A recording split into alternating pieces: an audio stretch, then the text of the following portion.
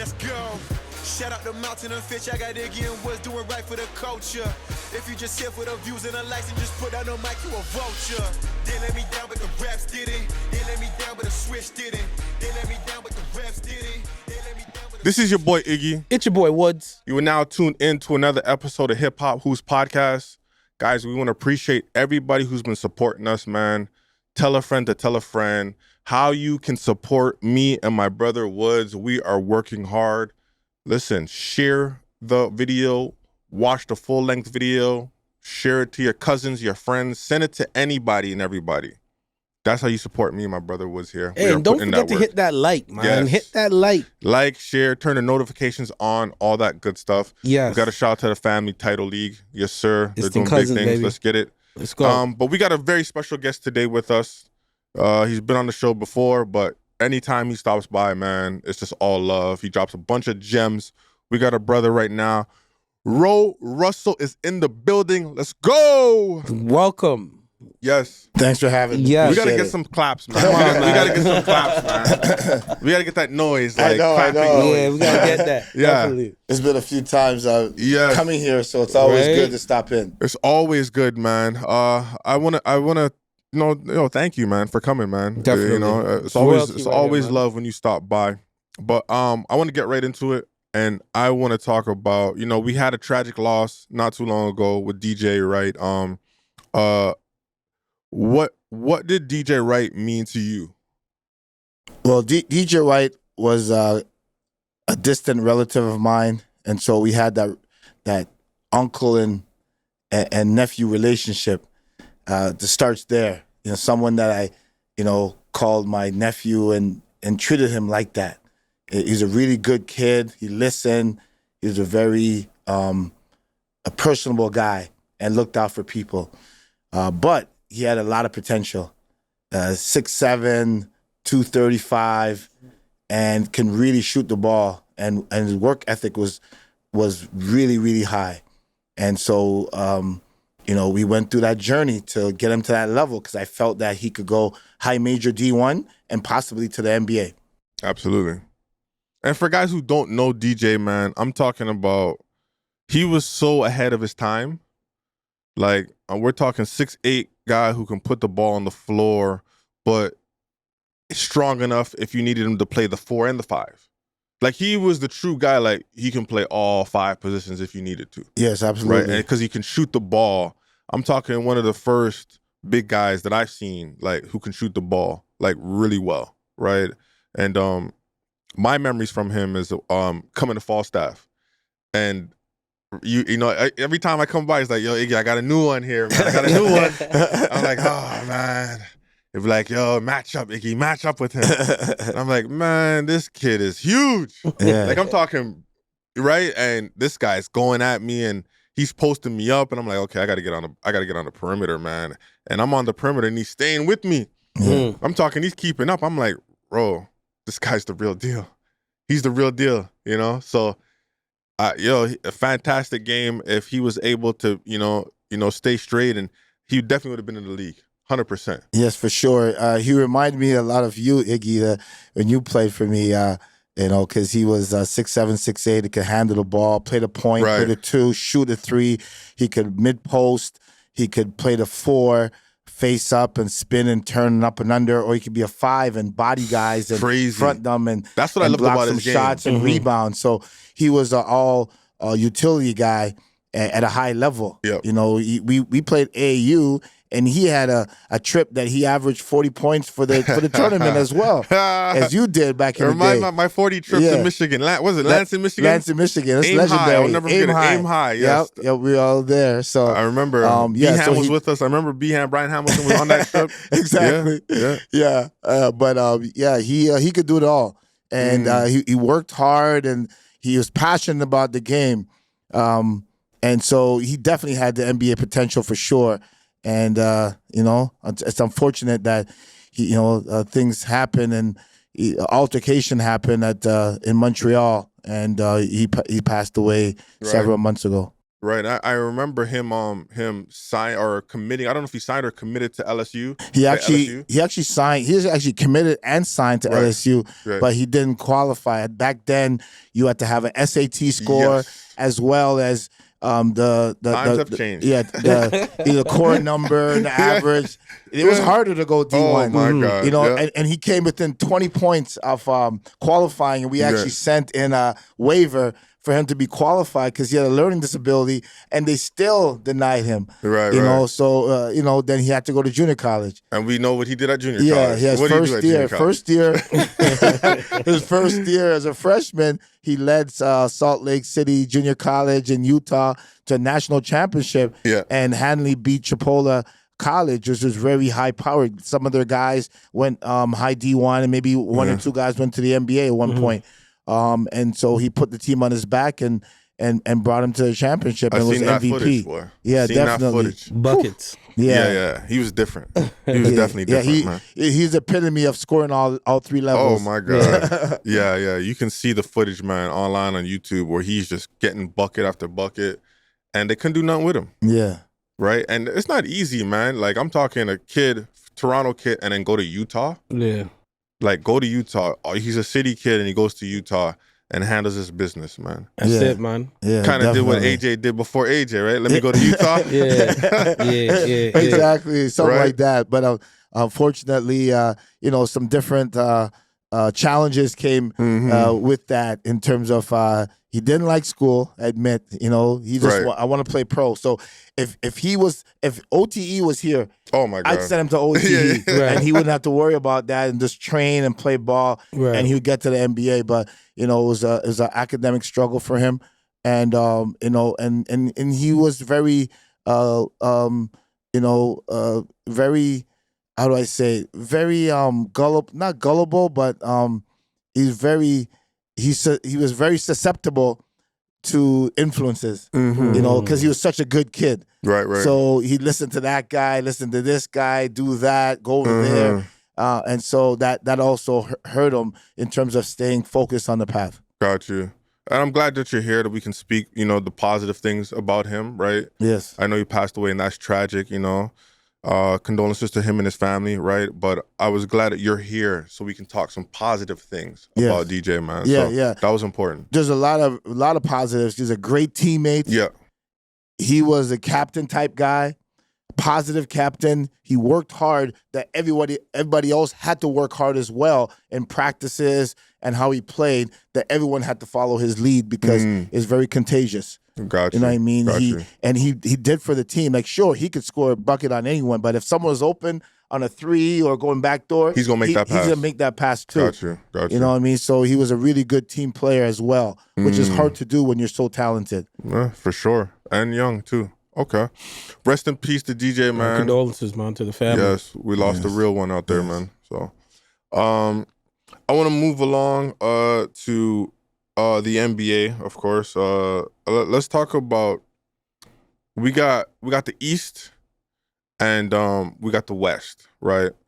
And Philadelphia 76ers were just eliminated. Like, there's no chance. They can't, there's no playing for them. They're done, right?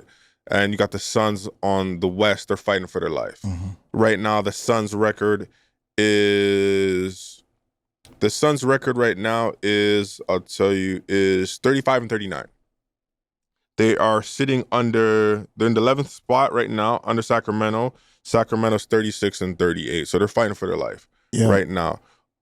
Under Phoenix, you got Portland, you got San Antonio, New Orleans, and you got Utah. I don't think we expected anything from those three teams. Maybe San Antonio, if Webby doesn't get hurt, he might have an opportunity to get into the play-in. Yes. But what is you guys' thoughts on which team is more disappointing between the Phoenix Suns and Philadelphia 76ers, and why? Let's go with you first, Rev. It's a weird deal because when Nick Nurse was with Toronto, he was was a genius, borderline genius, and brought us to the championship. And now in Philly, it's in disarray, and there's so much things. It's like a dysfunctional family over there, and I don't think they could put a street together. Like, say they were gonna make a run, even though they can't make it. I don't think they're capable of like winning 3 in a row, winning 4 in a row, winning 5 in a row. Philadelphia, Sixers. Yeah, Sixers. Okay. They can't do that. So it was very, very disappointing for a guy that was just a few years ago. He was MVP of the league. A guy like Paul George was, top 5 small forwards in the NBA and so forth. So it's unfortunately, it's a very long downhill slide for them. And who knows? A lot of things are going to happen off season. Well, if you're the Sixers, so you're picking Sixers as more disappointing than the Suns. Yes, absolutely. If you were the Sixers, would you blow it up, try to get Cooper or Dylan Harper, Ace Bailey, just blow it all up, and then trade Embiid? See, you can get the house for Embiid. Yes. People are, even though he's hurt, you can get a lot for him. Trade Paul George, you can still get a lot for him, right? Would you make that move? Yes, I would. Especially if you got Cooper at number 1? Yes, I would definitely do that. Get some youth in there.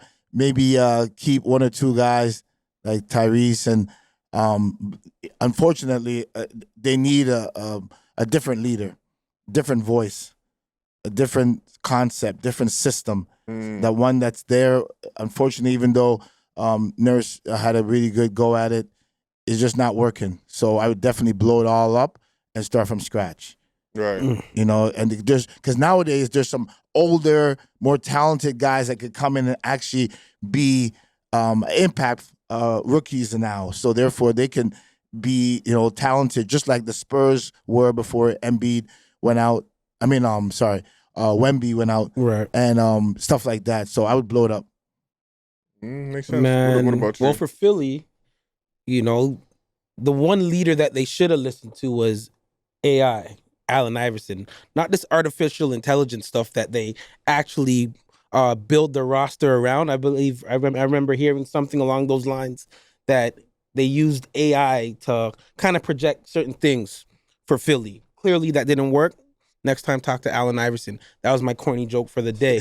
Real AI. Yeah, the real AI. I would say Philly's been blown up. You know what I mean? They're gonna probably get a top 3 draft pick, maybe. I agree. Maybe they should get rid of Embiid and George and start a new process. Definitely George. Build around Tyrese. Tyrese. You know what I mean? But to answer your question, yeah, Suns are a bigger disappointment. They have way too many guns. They have a lot of offensive firepower.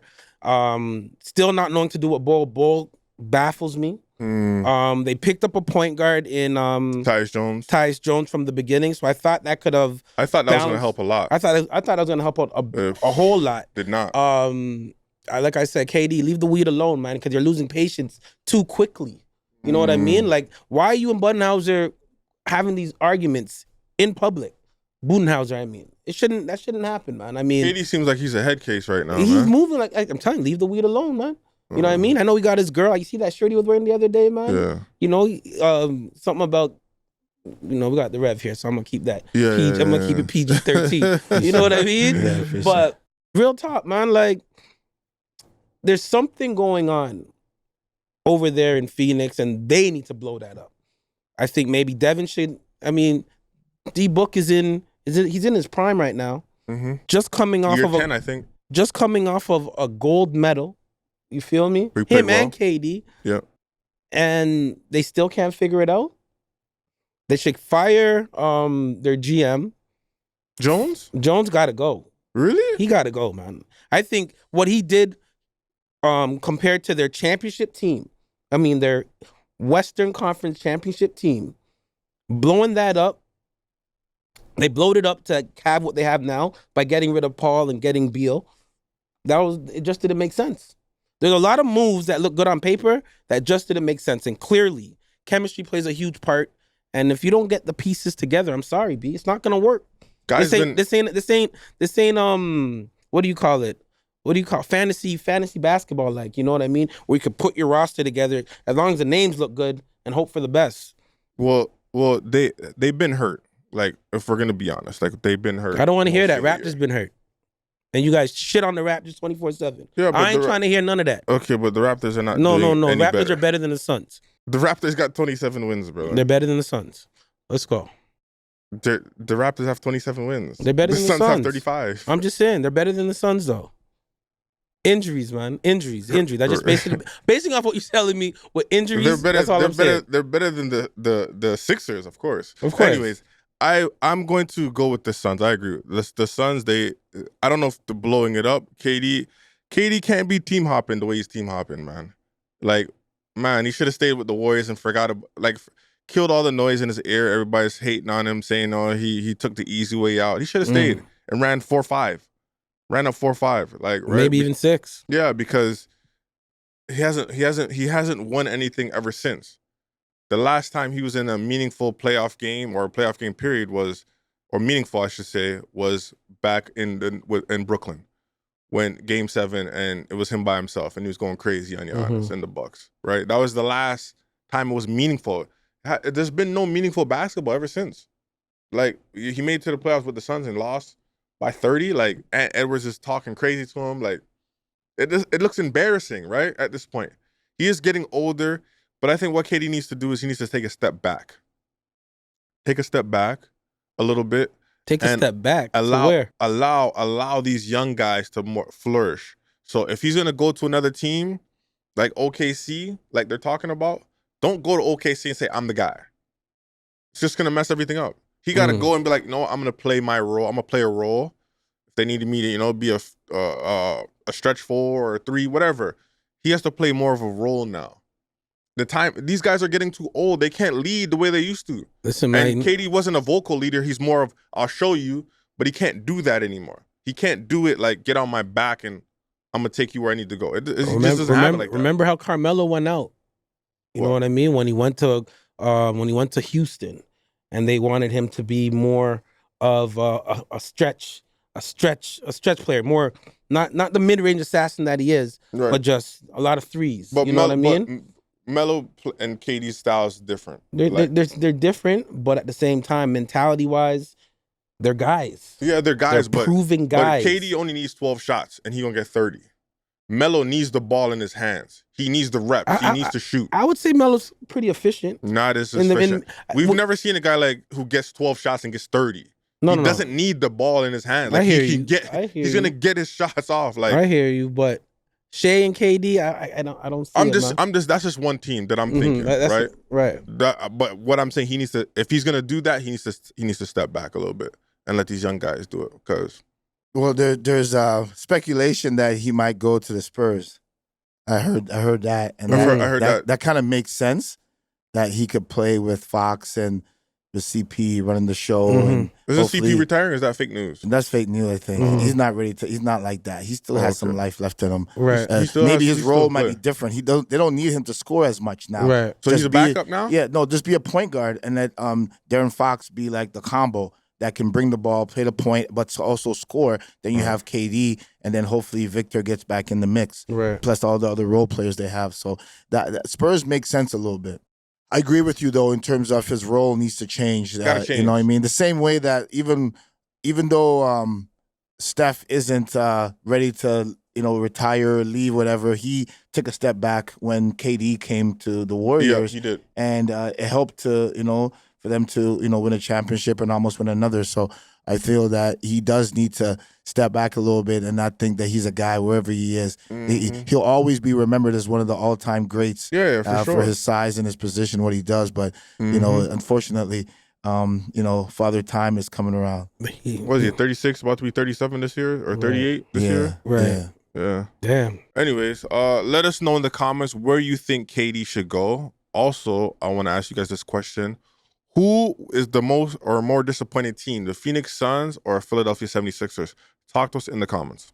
Let's talk about Andrew Nembhard. We love Andrew Nembhard. He's a hometown kid.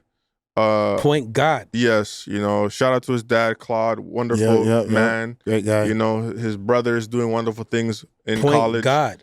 I think he had some assist record or something, I believe. Yeah, Gonzaga. So I'm talking incredible family all down the road. He mentioned and he stated, I don't know what podcast he was on. He needs to come sit down on this couch with us. But he was mentioning that 2028 Canada is going to medal.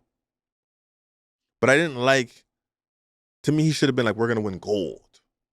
What is you guys' thoughts on what he said? Rev?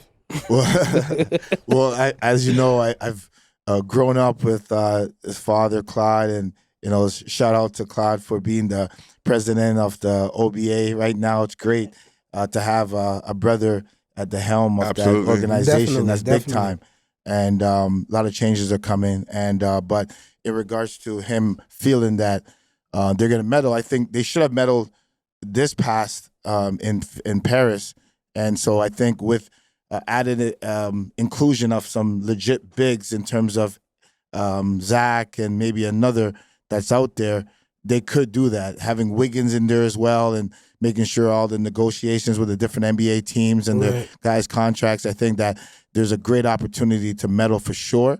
But it's going to be hard unless everyone has a great event to win it all. It's going to be, unless because someone like Steph's going to hit 12 threes in a row, or someone like whoever is going to just go out for 50. Like, there's always someone that America has so much guys that in any given day could just go off. You know what I'm saying? Steph is done. He's not going to be there in 3 years. But another Steph will step up. Another guy. Like, ain't never going to be another Steph. Come on, right? Anthony Edwards. Anthony Edwards going to be there. He's capable of scoring 40, 50. Absolutely. You know what I mean? And Absolutely. putting the team on his back. So I think in order for that to happen, because anything's possible, because we one time beat every team in America and we're ranked number 1 in America. So I get it. You got to believe in yourself and feel that you could overcome all the odds. But everyone is going to have to be on all cylinders, clicking on all cylinders in order for that to happen. Yeah, I agree. We just got to be clicking. I like to see Shaden Sharp. I mean. That's the name? Shaden Sharp? Yeah, Shaden Sharp, man. I like to see him on the roster as well, but I don't know who they'll have to take off. But, yeah, I could see us medaling, for sure. We should have got at least a bronze medal past Olympics. Mind you, guys are getting a little older too. They are. Like, we're not gonna stay young, right? So I mean, we got guys like our guys. Wiggins are gonna be older. I think our guys will be just fine, and I think a deciding factor is Dylan Brooks. You know what I mean? We got a bunch of guards and forwards. Huh? Will Dylan Brooks play? I hope so. How old is Dylan Brooks right now? I don't know how old he is, but he's either young boy, same way. I don't think he's young. He'll probably be He's gonna be 30-something years old. You think he's 30-something right now? No, why the time that comes around? By the time 2028 comes around, yeah, he'll be all right. He'll be still in his prime, right? To be able to play. He has that competitive fire in him, and I think so the narrative, sorry to cut you off, Rev, but the narrative of Dylan Brooks is he's a winner, bro. Look what Memphis is going through right now, and look at Houston. You know what I mean? He's a winner. He is a deciding piece for that, for the success of Houston and the past success for Memphis. We could all say Shay's gonna probably get MVP this year. You know what I mean? Yeah. So we're gonna have an MVP. We're gonna have a bag of wings and forwards with Edie. Man, we got a medal. Minimum gold. Minimum bronze. So it was an interesting conversation. Keyshawn George, he mentioned that he wants to play for Team Canada. I believe his father is Canadian. He was born in Switzerland. But what is your thoughts if we can add Keyshawn George? Do you think that would be any help? 6'7" wing? Yeah, defend? He's talented. I remember seeing him at Miami in college and got to know him, and then found out that his father is from Montreal. And even though he was born overseas when he was playing pro, he's talented and he's young. So in 4 years, he'll still be young still to be able to play, because a lot of guys may not have the legs and the youth to play. So he said he wants to play. Yeah. Right. To add all that together, like Woods was saying in regards to Shaden Sharp, who also played for me before, there's a lot of youth still left that they can still be young when other teams have their best guys now are going to be in their 30s, their mid-30s, and the whole nine. So there's a great opportunity to get a bronze or silver. And I think they're that good, because I've always said over the decades that the day that there's talk about certain NBA guys getting cut from the team, that's when we're gonna medal. Right. And that's where we are. That's where we are right now. So how many guys we got in the league? We got like 25, something like that. Up there, it's up there. Come on, man. And 25 counting, Canadians and counting. Yeah. Man, we're gonna be just fine. Well, I said that last go around. Didn't think Edie wasn't gonna play, but Yeah, I Edie think got to play this year. That Yeah, was, I yeah, think, he has having to. a big. I think he will. He's that kind of guy that he will play, but obviously a lot of negotiations, his rookie year, and all that stuff. So a lot of political stuff that we can wrap our head around, really. So, but he's not that kind of guy that's going to say, no, I'm not going to play. Right. Why do you think Canada didn't medal last summer? Yeah, because they should have, because they beat France in the first go round before it really counted. So I think they're a little bit overconfident, and they hurt inside. They need that big because now, Victor really turned it on, and the other big kid that plays that dunked on LeBron. Don't want to say he's at Sixers with the Sixers. Yeah, the Sixers now. Yeah. And so we had a hard time with their size because now they got their taste of the games and they were rolling and and they're ready to play. And our guards did well. And I'm pretty sure that Jamal Murray, he has that edge to want to perform at the way he's used to performing in those games. I think he'll do really good, but we just had no legitimate bigs to counter the other country's bigs. Right. Got you. Okay. Well, we'll see, man. 2028 Olympics. Talk your shit, man, Andrew, man. I like that right there. No, man. I wish Let I it just be known, I man. wish We you out would here. have just said we're gonna get the gold. I wish you would have stood on Not that much type shit, of though, business. but just I'm talk just- it. I'm Talk just that saying. talk. I'm just saying. Anyways, let's move on to Jamal Sheed. Yes. So Jamal Sheed was the 45th pick out of Houston. Yep. Coming out of Houston, tough-nosed defender. And Calvin Sampson, man, we got to give him some credit. Because this guy went over there and when has Houston been relevant? When's the last time Houston's been relevant since before he got there? It was since Hakeem and Drexler and those guys, right? That was the last time. Right. Yeah. So he's made them into a legitimate,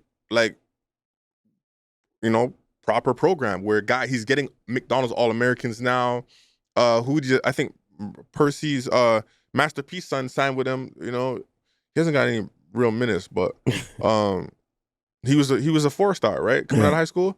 And I think they signed. I think a 5-star committed to them. Yeah. This year. Well, Jarris Walker from yes, he was a 5-star from McDonald's. IMG. He was a 5-star. Yes. And he's moving around in the G League and stuff like that, NBA.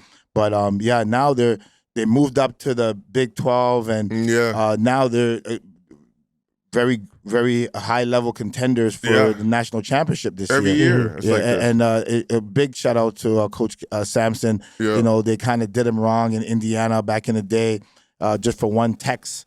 And I think that he'll definitely a Hall of Famer for sure. Right. He's a great mind, great coach, and guys love him. He knows how to put it down. I don't know if you guys seen that game against Purdue. Come on, man. I'm just gonna be that baseline out of bounds to win the game, bro. He just remembered that Purdue likes to go and have the guy in the baseline leave to cover whoever goes to the left or the right. Right. And then a guy just stepped in and he hit a quick pass to him and he scored. Right. That's how many people are gonna do that? You know what I mean? That's crazy. That's super brilliancy. That's like Albert Einstein level of brilliancy. But they never talk about Calvin Sampson though as the top coaches. Right. Rick Pitino, he's getting a lot of love for coming back. Right. Mm-hmm. Well, and he's losing his best player. He's losing his best player, which is crazy. But they never talk about Calvin Sampson. I think he was at Oklahoma at one point. Yeah. And then he started over here, and he's just been building Houston back up, and nobody's talking about it. But to talk about Sheed, do you believe he should be on an all-rookie team? 45th pick, guys. Yeah, I don't think it doesn't matter what the number you got picked, because if you're playing majority of the year in the NBA and you start a lot of games and you make an impact to help your team, and you prove it in real games against real teams, real players, then if you're a rookie, you should be recognized as such, because he came from that great Houston defensive mindset program, and he's shown it in the NBA. Right. And I definitely feel that he deserves to be on a all rookie team or whatever it is, and defensively in terms of what he brings to the table. Got you. And they felt that strong about him that they even traded Mitchell away, and Mitchell was the previous defensive gem. Yeah, right. And Mitchell was a lottery too. Yeah, right. He was a lottery out of Baylor. Yes. Yeah. So, but I see Sheed moving like a Mitchell. to a certain degree. I see a little bit of Fred Van Vliet in Sheet as well. You know, there's a stat saying Sheet is fourth in the NBA in assists off the bench. Wow. You know what I'm saying? Not among rookies, but among the entire NBA. Wow. All right. Big. I mean, from a stat standpoint, he's averaging, let's just say 7 points, 2 rebounds, 4 assists. You know, I mean, he's getting. You should have kept those stats. You It's shouldn't have okay. said those stats. You should have just kept them. Let it be known, man. You Let should it have be never known. said the stats. You should Let have it be said. known. You should after Hey, the assist stuff. Just cut it off right there. Cut it out. Well, I mean, Bronny. I mean, yo, we talk about Bronny all the time. You know what I Listen, mean? I'm just Look at his saying. numbers. Yeah. Even though his jersey numbers are crazy right now. Shout out There you Bronny. go. Those jersey numbers are unbelievable. I'm saying. I see why. Even you knew you're killing yourself. You're No, killing your argument. man, He's averaging a whopping 7. Nah. and Yeah, well, Look. just to interject, you just add per his per 48 minutes is Right. I would be like, say, 18, Talk to him, man. 9, and 5. There you go. Now See? you could talk There you about go. that. That's See, that's why the better. rev is So- here, man. That's why the rev is here. You just You know, killed you the always have argument to with clean the it up a bit. stats, Thanks. man. Come on. Come No- on, no but doubt. yeah, I definitely think he should make one of the all rookie teams, man. He's producing this year. He's getting opportunity. You know, hopefully, Well, he can crack one of those rosters. He's a solid pickup for sure. Will he make an all rookie team? That's a tough one. That's a tough one. 10 guys, man. He can crack top 10, man. I think if they were winning more, then he would. But it's going to be tough, but he's going to be considered for sure. At least he'll have some consideration. Right. And if they should have another category of honorable mention, and he'll definitely be on He'll that for definitely- sure. yeah, Definitely yeah. make that. I think I if he know- was winning, they would have had him on. 100%. But I think what is the Raptors defense ranked? They're ranked like I mean, since the super All-Star high. break, Since all yeah, yeah, I think number 1. something like that. They're up there. But we'll You know what I see. mean? So Anyways, let's talk. We're gonna talk some local stuff, man. Let's talk about grind session. You know, we've seen how big time grind session was, and we had some good representation over there for Canada. We had obviously Fort Erie. You know, we talked about it last week. They beat Utah Prep twice this year, yep. right? And I'm talking, and it wasn't no luck. Like they No. dominated them, right? And they have obviously the number 1 player in the world right now. But then, you know, one thing we didn't talk about was the girls, right? Royal Crown girls, Yep, for right? sure. Big They go time and right win there. the whole thing Yeah. Yep. against DME, right? Yes. And we got to, you know, shout out, you know, Coach Leanne. Like, Yeah. she's doing her thing. Yeah. Yeah. She don't get talked about enough as far as coaching in Canada. He taught She's her doing well. a He taught her phenomenal, well. He taught yeah, her she's well. doing a phenomenal job over there. And I Taught don't her think well, people know man. how big time this is. Like, It's huge. for you to win the grind session, champions of the world, Yes. Yeah. right? What is your thoughts on that?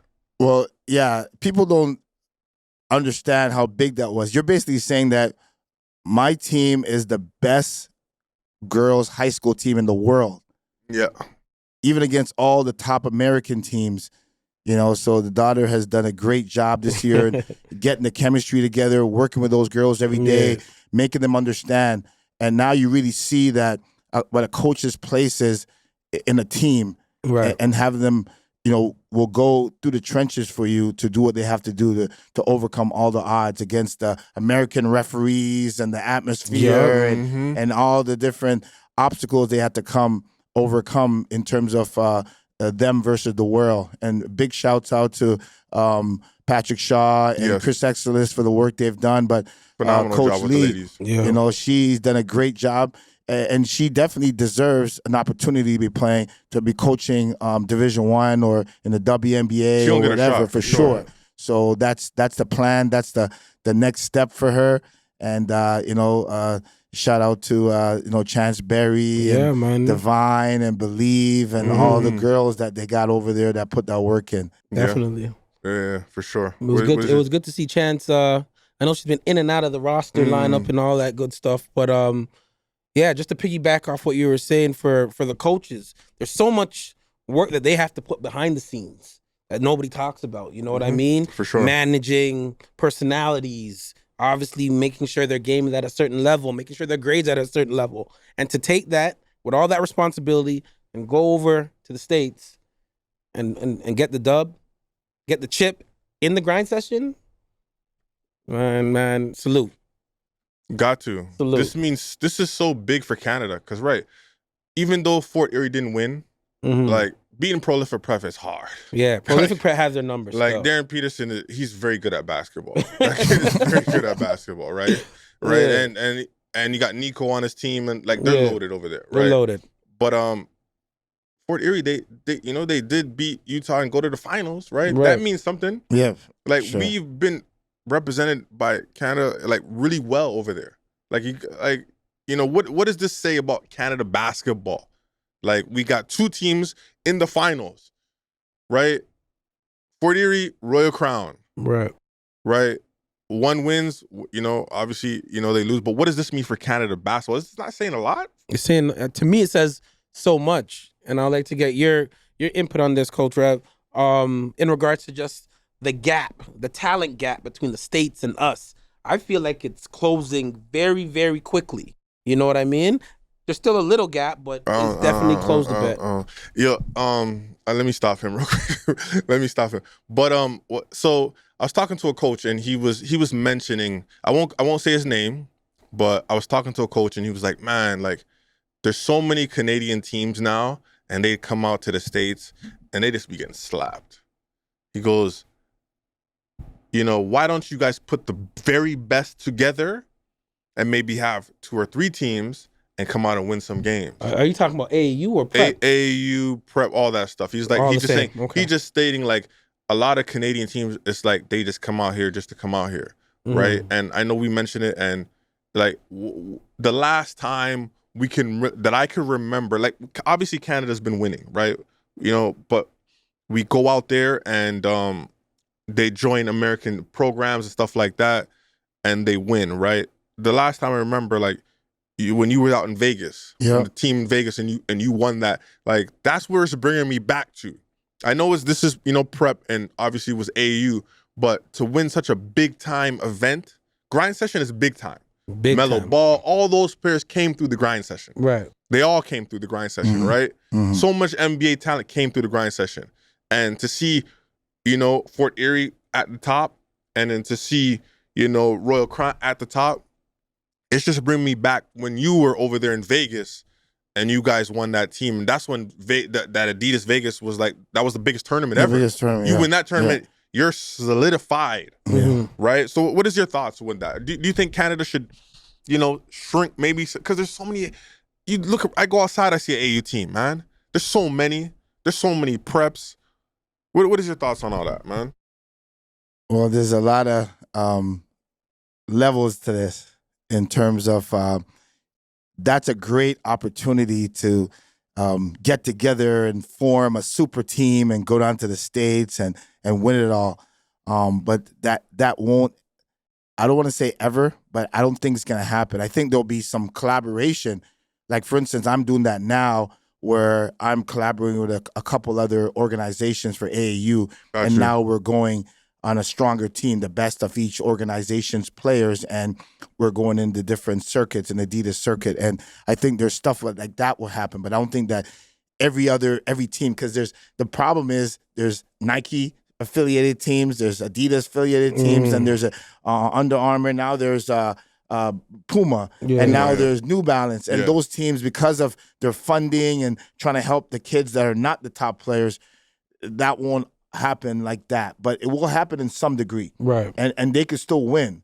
And it was a game changer when we had sort of what you talked about before, the top 2 or 3 teams that were there when I had grassroots in 2008 and 2009, and we were ranked number 1 in the country and won Vegas, and of teams that were there. And by the way, I just wanted to give glory to God for allowing us to make that happen and giving me the fortitude to lead that team to make a name for Canada and show that we do have players that can go to that level and pros, just that we don't have as much as they do, but our very best are just as good as their very best. And we've proven it in the NBA, in college, and now in high school, as you saw in the grind session. Right. I think that will get better and better. The gap will close because I think more people are training earlier, and going through the whole process of AAU and prep schools and all that kind of stuff is going to make it happen. So it's pretty good that the dynamic is happening where we're getting better and better to help these kids get those opportunities to get in there. Right. But you know, I don't think that they'll ever have a super team where all the best teams. That's not realistic. The same way you'd say, why doesn't the U.S. do that and do that and whatever? That doesn't make sense. You'll have some of that, which we are seeing some collaborations, but not every top team. At the end of the day, everybody's still competing, man. All the head guys that are running these preps and these AAU teams, they were once hoopers. They were like maybe the offspring of Coach Rev. You know what I mean? And everybody wants to do their own thing, man. That's just what we're living in right now. So to answer your question, they're going to bring their teams to make a name for themselves in these AAU circuits. Get slapped. They're going to get slapped. Some of them get slapped. Some are going to win. This is the world we're living in right now, man. Yeah, no doubt. You know, I've seen collaborations with AJ DeBansta and Tyrone Stokes, and they're cracking heads, right? So, but I do like the U plays, and you know, obviously the grassroots, of course, and you know, Mike has his team out there. You got Canada Elite. You got Canada Elite. You got obviously Arizona squad over there. Yes, with Mike Northern Kings. Got the Northern Kings. Yeah. There's a lot, man. There's a lot. You got BOA, Genesis, man, BME. There's so much. There's so much, man. There's so much. Oh, I gotta throw in Locked In. Shit. There's a lot, man. Yeah, Locked In for sure. You know what I mean? There's a lot going on over here, man. There's so many, and I just feel that the coaches, the conveners, they were hoopers at one point. The majority of them, at least. And they want to compete. Say something. You know what I mean? No. You know what I mean? They want to compete. So nobody really wants to collaborate. I think the smart ones will, that see it, like the TPGs of the world, of course, and the Durham Gators of course. You know what I mean? Yeah. There's a lot of guys, and I think the cooler heads will prevail and see the bigger picture that, we gotta collaborate. Let me get some of my good guys. You get some of yours. Let's make this happen. You know, so we're getting there slowly. And also, when you mentioned that the talent level is gaining, I got to stop you right there. And you said Canada and the U.S. is getting closer. I didn't say the gap is like minuscule. I'm saying the gap was very, very big. It's still there, though. It's still there. It's shortening a bit, man. It's still there. Yeah, and I think the reason why it's still there in a way is because of they have 10 times as much people than we do. Right. That's so one. That's one. That's the main thing. But it is overall, if you look back at 20, 30 years ago till now, the gap is slowly getting closer. You know what I'm saying? Do you see how I break things down? Okay. Who is our top player? Give me the two top players in Canada right now, prep, in your opinion. The two top players, I'd say overall, probably a Fosa and probably competitive-wise, Tristan Blackwood. Tristan Beckford. Tristan Pineback. Shout out Tristan Blackwood. You already know what it is, baby. Shout out Tristan Blackwood. Shout out Beckford. He was nice. Sorry, my bad. Real nice. He was nice. Ainsley, the patriarch. And also maybe at a third, the Pitt kid, what's his name? That plays in the he just got he's playing in the Hoop Summit. Hoop Summit. Out in Phoenix. Pitt. I forgot as a Javion Pitt, or whatever. Pitt. Yeah. Those are the top three, I think, in terms of that. Okay, so you got AJ DeBansta and you got Darren Peterson. How do our guys compare to those guys? Well, I think that we're competitive enough. Like, for instance, Tristan always takes that challenge of covering AJ always in the grind session, and he has twice and beat him twice. So, he did beat him twice. So even though he's not as talented, he's not going to get 35, but he'll get 19, get you a double or 9 or 10, and then maybe 3 steals and a couple blocks. He ain't afraid. That's he's not afraid at all. He's not afraid. And Avosa is very talented. He's capable, if he had a better team around him, because he's done it in AAU and different circles where he's had 25, 30 points. So he's not Darren Peterson in terms of making shots and stuff, but he's 6'7", 6'6", 6'7", and he's talented like that. And the fact that he's athletic enough. Yeah, he's athletic enough. Skilled. Yeah, not as skilled, but the fact that Javion or whatever his name, Jayon, I can't even pronounce his name. He's but, a monster. You know, my bad. But the Pitt guy at CIA, Bella Vista, he is playing in the Hoop Summit, so that has to count for something to be up there. You know, and we have a lot of guys who are going D1, or you know, in terms of high major D1 and the whole nine. So I think the gap is slowly but surely closing for sure. I've seen that personally happen. You know, where there was only Jamal McGlure or Steve Nash going to the NBA, and now look how much guys are in the NBA now. So, you know, for us to have a chance of meddling in the Olympics, and you know, even though we got fifth, we were right there. You know, and there's been time. Jayon there you Pitt. go, baby. I got you, baby. Now I know what it is, Jayon Pitt. And so for sure, I wouldn't say, you know, we're right there, but we're slowly closing the gap. Okay. So talking about Division I, let's talk about the transfer portal and the new rules that are applying. I know we talked about, you know, DJ, you know, obviously it was so difficult to get into Division I back in the day. Now it's easier. The transfer portal, I don't know how much kids are in the portal right now, but there got to be thousands in there right now. Yeah, there's approximately 2,000 and counting, because there's still guys playing in March Madness. Yeah. That after the season, they also may go into the portal and look to transfer either up or down or across. And times have changed dramatically. If you think about how hard it was for guys to qualify with the SAT requirements and the academic requirements and the whole nine. Now, even like, for instance, guys are now going D1 from U Sports. Right. Which never happened. There's a couple guys. I remember Kevin Shan did it from Humber. I remember Dragon did it from York, and a couple other guys, but they're tall guys that were worth a coach bringing in and sitting out. Now even guards are going.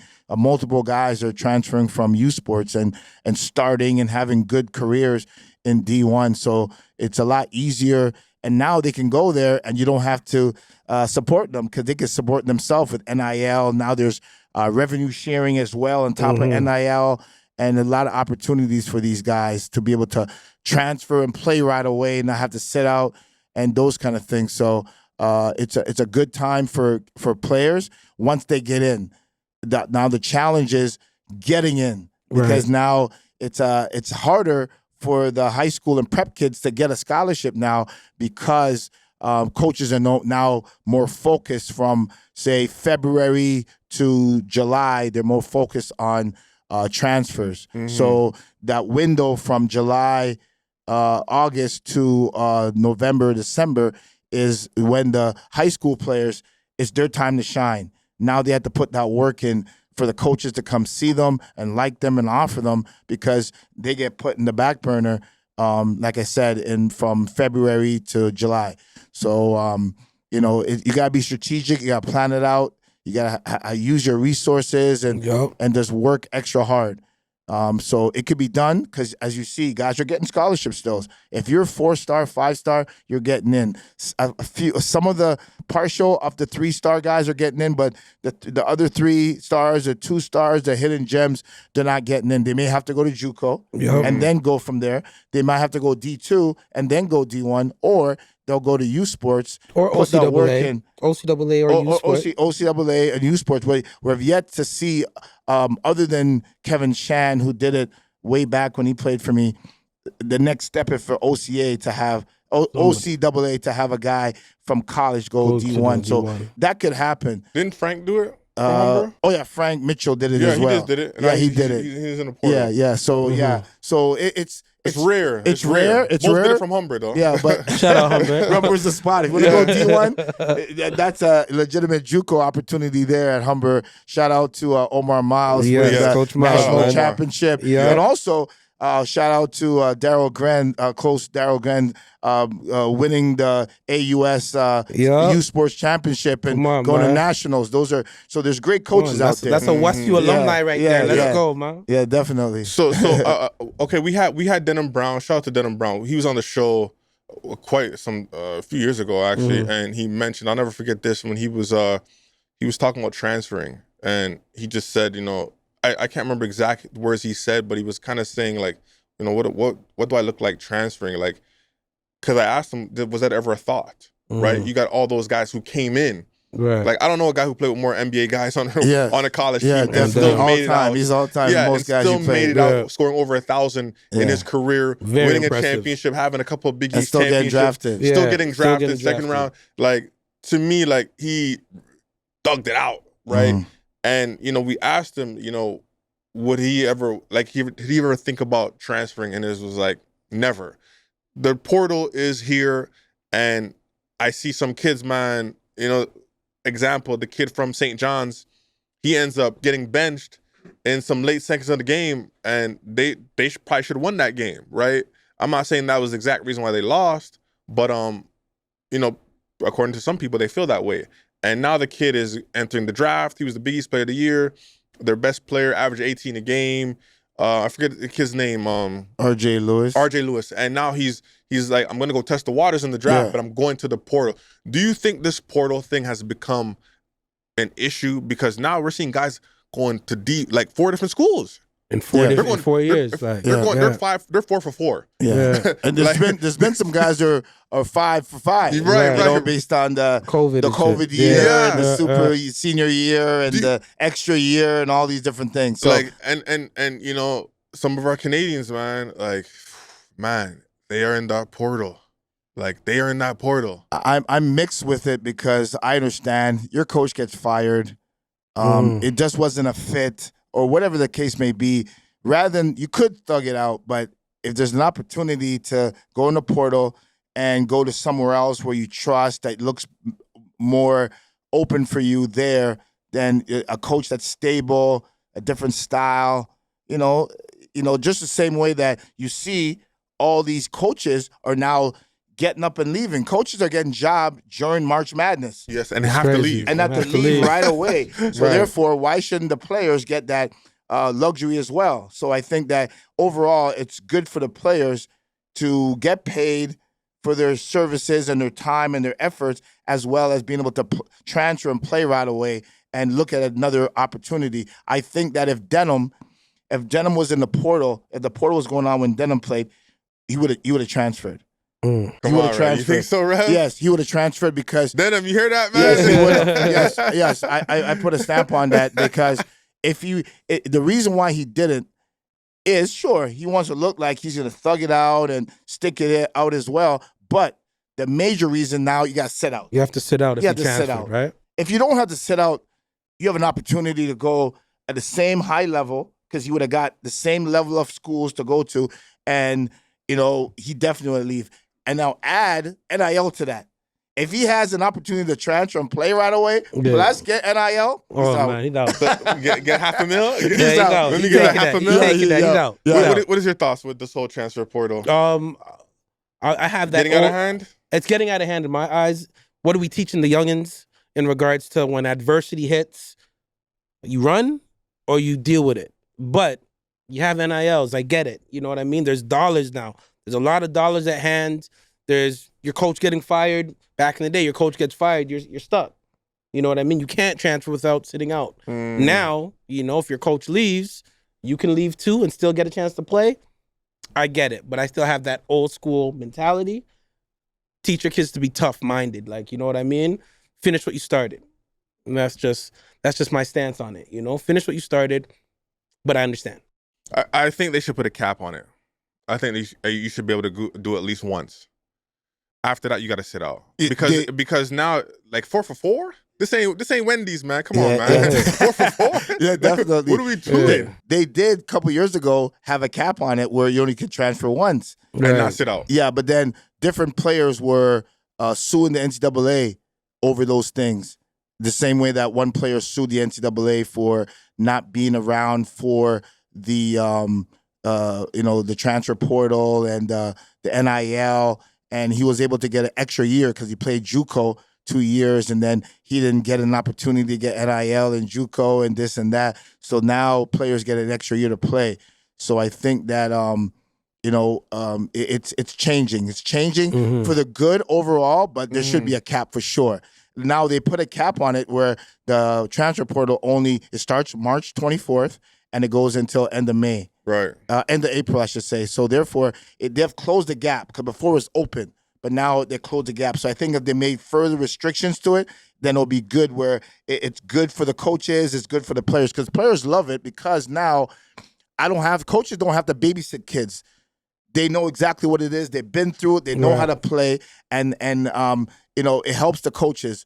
But on the other hand, it doesn't help the coaches because now your best player might leave if you say a wrong word to him. Or the money's out there more than what you can give them. Man. So especially for those Cinderella, because now they're saying that this portal has messed up the Cinderellas. We haven't seen any upsets this year in the tournament, have we? No, a couple in the first round. You'll see it in the first round now. I think that's we going to be the new norm. But we haven't seen a knock off Kentucky. But in the Elite Eight, every single Elite Eight team is like 1 versus 2, 1 versus 2, other than Texas Tech, which is 1 versus 3. Right. So, you know what I mean? Because now those top teams that would only get freshmen, like Kentucky they're did snatching before, those guys. they're getting those older guys to mix in with their top 5 stars and all Americans and one and done. I like the Cinderella stories, man. I mean, I think that's what made March Madness March Madness. I need the Cinderella you still stories. saw some, right? You still saw it at the beginning. Yeah, the first round. There was a few of them. You'll get that in the first round. Yeah. Maybe Sweet 16. But Elite 8 and on? Nah, it's going to be... Well, now the best teams. You want to see the best of the best. I do want to see the best teams, but I do like the Cinderella story. yes. Right. I want to see different champions win. I don't always want to see Cinderella had a glass slipper, man. That shit breaks, man. Yeah, I'm just saying. Breaks, bro. I'm just saying. Come on, man. Cut it out, man. Anyways, that's my stance on the portal. I think they need to do a cap. But anyways, let's move on. Let's talk about Stephen A. Smith real quick before we get out of here. Stephen A. Smith and LeBron James Part 2, right? LeBron James is on the McAfee show. What's his first name? Pete McAfee or Pete. Pat McAfee. He was on that show and he's a top dog at ESPN. Right. Him and Stephen A. Smith are the top dogs. Well, Stephen A. Smith don't want to hear that. But you can't say that to him. There was some he went on the Pat McAfee show and there was some certain things that he notable things that I think that he mentioned on that show, and one was the whole him and Jordan, why he doesn't have a relationship with Jordan. And he mentioned, hey, me and him, I'm still playing. I wear his number. because of him, right? And he that's the reason why LeBron and Jordan doesn't have a relationship, because he's still playing. I got to debunk that, because when Kobe was still playing, he had a relationship with Jordan. But what is your thoughts of him saying that? Why? Well, obviously, LeBron, he can't do no wrong, and he's gonna, have his take that, looks good for him. But you are right in the fact that Jordan had a relationship with with Kobe. And, just that you can see that Jordan is more old school as LeBron is more new school, and just the way they do things and they operate, it's just not his kind of guy. He respects him, but he's not a guy he's going to go out and have dinner with and talk to and those kind of things. I don't know. What does LeBron...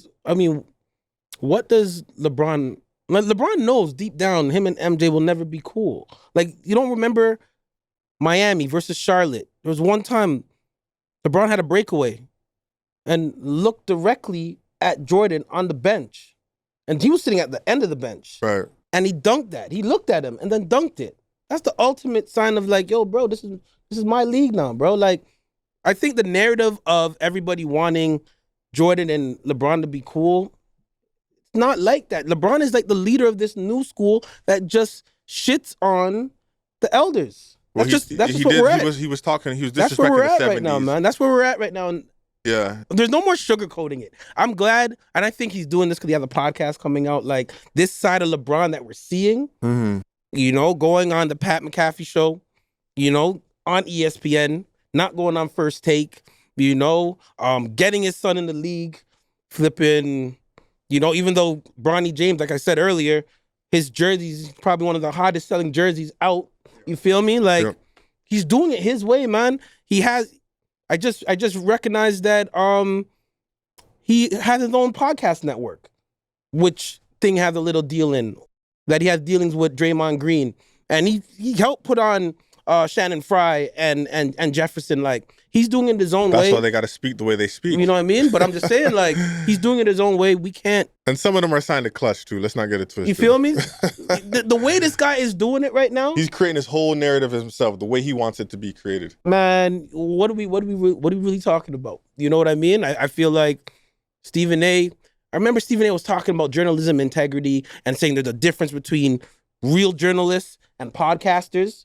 What he did was totally wrong. You know what I mean? Some of the stuff that he said, and then he had to backtrack and apologize for, bruh. You're just as bad as us podcasters, man.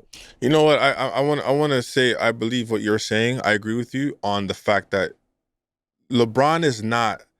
He's not one of those guys that Jordan sees like he didn't do it the way he. I believe Jordan looks at him like you just didn't do it the right way. You always handpicked all your teams. Stacked your run right? always. Stacked yo. all your roster. Look at him. Now he's playing with Luka. Like, how much guys do you have to play with, right? And still ain't got as enough championships as Jordan, right? So I think Jordan just doesn't look at him like, you got your son in the league. Like, Yeah. you're trying to tell me Jordan couldn't have got his last son that played pretty well at South Florida? I think so. Central Florida. Central Florida. He could have got him in You there. don't think you could have got him the in there? same way if you wanted to. If you That's wanted. why. He had a better college career than him, right? Yeah. Couldn't even You got him a always look. see. Yeah, that's why you always see MJ. You know, he looks at the iPad and he's laughing. You know, it's Right. like, Yeah. that's that thing that say okay. That meme, right, Yeah, when he's that laughing, meme right, right there. You know what I'm saying? It's just, he just didn't do it the same way, man. It just seems manufactured with Yeah. Bron, right? And he doesn't have that relationship because Kobe. He had the relationship with Kobe because Kobe was one of those guys. Stuck it out with the Lakers, won organically. But even when didn't Kobe was handpick his younger, team. even when Kobe was younger, he used to call MJ. Yeah. You used to see when MJ and Kobe are playing in game or even at the All-Star game, like Kobe's like, yo, you did this, like questioning, like really. He was one of those guys. He's really one of those guys. So. And he didn't. And again, Kobe wasn't. LeBron James likes to disrespect a lot of the guys in the past, right? This was another thing on the podcast where he said, well, Giannis will score 250 points if he was playing in the 70s. And Giannis was like, great compliment, but I would be doing the same thing that those guys were doing. Back then. Like, Exactly. I would have the same nutrition, same whatever. I'd be taking, I wouldn't be taking private jets. I would be playing the Chuck Taylors, like, Yeah. right? So for instance, as you could know, if that was a case of LeBron came out in the 70s, he would go to college, Yes. sit out the first year, Yes. like Pistol Pete did, Yep. and play for 3 years after that in college, Yes. and then get drafted. Yep. And then, because of his size, he'd be playing the 4. Right. He wouldn't be able to do what he wants, so he wouldn't have the same career. So it's very not intelligent for him to say that. Yes. And very, very, very, I want to put a lot of veries on it, disrespectful, because now you're counting out all the players that came from 1980 all the way to 1902 that played and were in the Hall of Famers, that changed the game, the Will Chamberlains of the world. He's and the saying Will Kareems. Chamberlain's a bum. Yeah, all those Yeah. guys.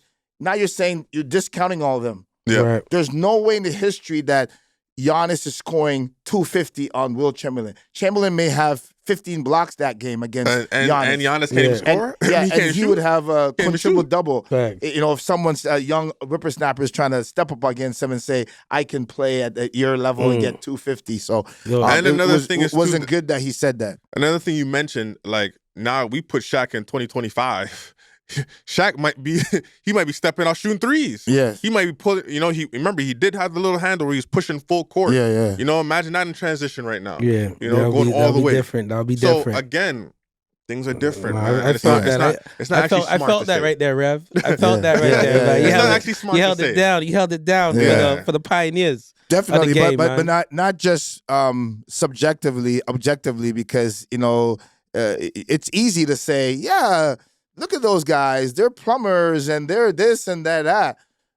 That's what they had to work with. That's how they had to play. That's what their coaches told them to do. That's the resources they had. That's the technology they had or didn't have.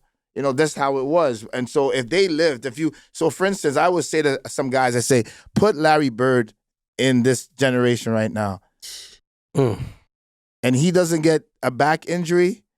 Remember, when you tore your He Achilles back in the scores- 90s, you done. Larry Bird Yeah. would score 50,000 points easily if he was in the world in this era right now. That's why I try to. That's why I try to tell my young boys, yo, Larry Bird better than LeBron. Sorry. My bad, Remember, man. Hot but take. remember, even like everything was totally different. You tore your Achilles, you're done. Yeah. KD tore his Achilles and looked like he got better, right? So things are totally different all the way around the board, man. All right. So this whole back and forth between LeBron and Stephen A, man, it's just hilarious. But people are saying Stephen A Smith is sounding stupid, but I think LeBron, you're making yourself look bad. Why you normally take the high road?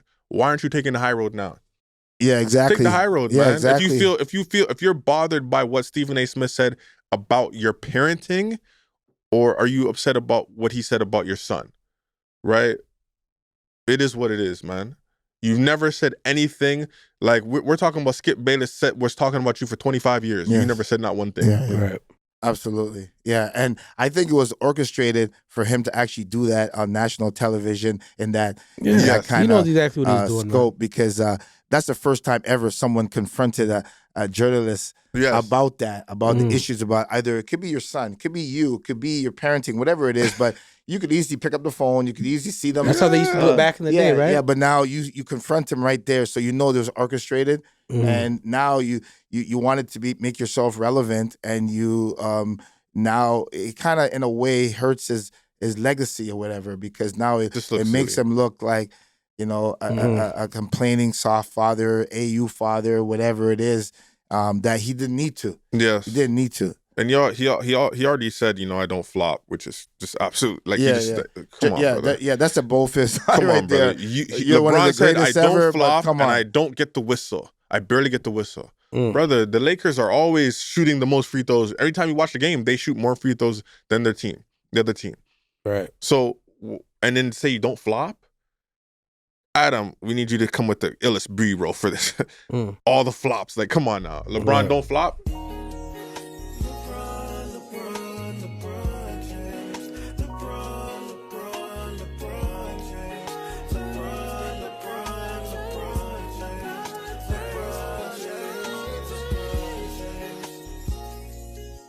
That's just a bold-faced lie. So I didn't understand the point of that. And I think he should have. Why'd you go to Pat McAfee? Should have went to somewhere else. Go on someone else's podcast and do it.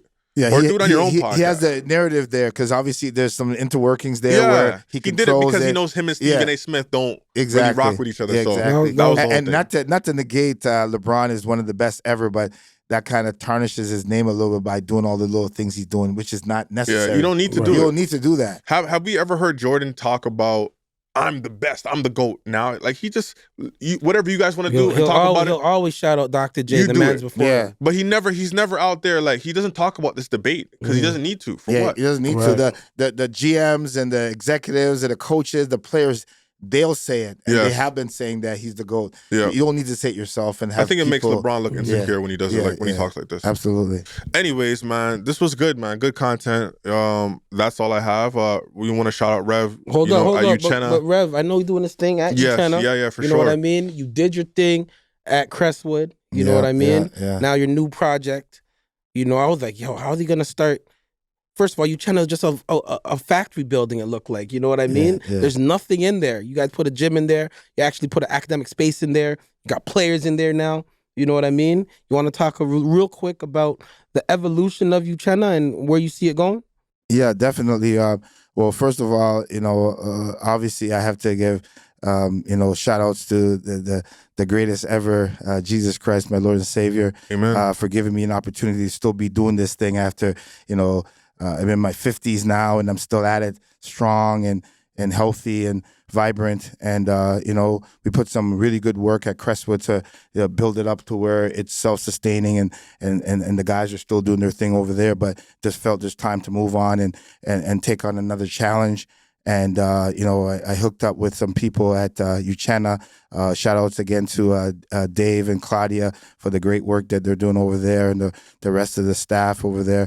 And it's a great opportunity because it's a big piece of mold of clay that you can mold into a really good program. And so it's only basketball is the only sport there, but it's an academic, a private school academics there. So it's very hard academics. It's a private school education, and you have a lot more time to work on your game and get better and also travel. You know, we're in the OSBA, and now we're in this TCAL, Texas League as well. We travel to the States a lot. Coaches are coming up. Big things are happening. It's a great building. If you've ever been to the school and been in the big gym, movies, Luke has been there, for crying out loud. Yeah, I seen it. You know, photo shoots, commercials, you know, celebrity games. A lot of things are going on. And, you know, it's a great opportunity to, you know, to specify and specialize what you're doing in terms of getting you prepared academically and getting you prepared basketball-wise and getting that exposure you need. So big things are coming there. And I think that in the year 3, I'm going to make a big move into year 3 in terms of what we're doing. So, yeah. All right. Look out. You Chenna, man. They're Channel coming. Yes, sir. All right. Well, just continue to support and follow. Hit that like button. Follow us on all social media platforms. Yo, Title League, you already know what it is, man. Keep working. Distant Cousins. And we out. Go.